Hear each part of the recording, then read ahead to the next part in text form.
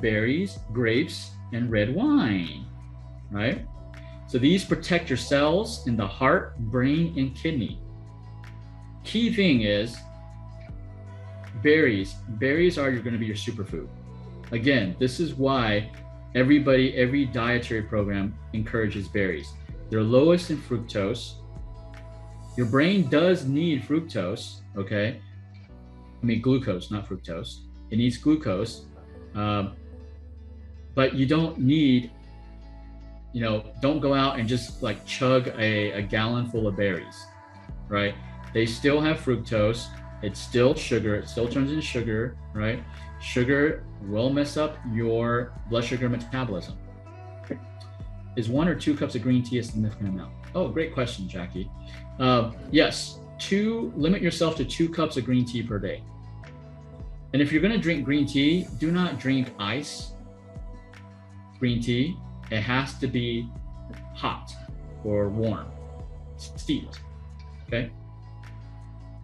On a side note, the reason why I tell my patients, warmth invigorates. Cold stagnates. So the question will be, do you want your blood circulation to be invigorated or stagnated? No.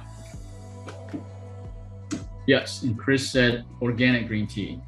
Yes, you should get organic green tea because yes, there's a lot of pesticides on it, right? All right, let's move through this. This was an interesting one. This is not necessarily what to eat, but it's more about not to eat. Caloric intake. I don't think caloric intake was the right term. They should have used intermittent fasting. They found that intermittent fasting,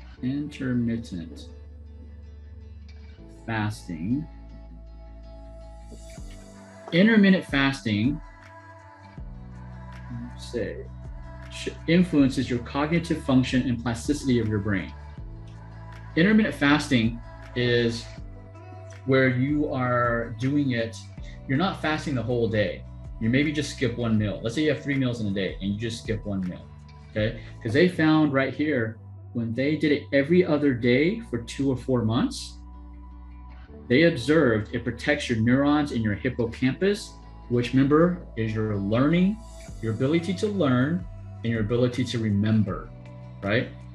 Every other day, intermittent fasting for 2 to 4 months. I do not recommend fasting for 2 to 4 months. I know there's some fasting diets out there. I don't recommend that because when you fast, initially it's great because your body's detoxing and it's clearing things up. But then your brain is smart. It's gonna switch a gear. It's gonna start thinking, oh no, I'm not getting food. If I'm not getting food, I better stop eliminating and I better start storing. So not only does it stop eliminating, which means it retains toxins now. So your body is generating toxins and it's retaining it because it's afraid that, oh, I can't get rid of stuff because I'm not getting fed. So I don't recommend just straight on, fasting. Intermittent fasting is great. Is eating in an 8-hour window just as good? Intermittent fasting is more like 12 to 16 hours.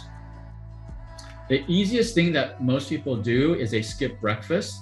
They eat an early dinner, which is about 6 p.m.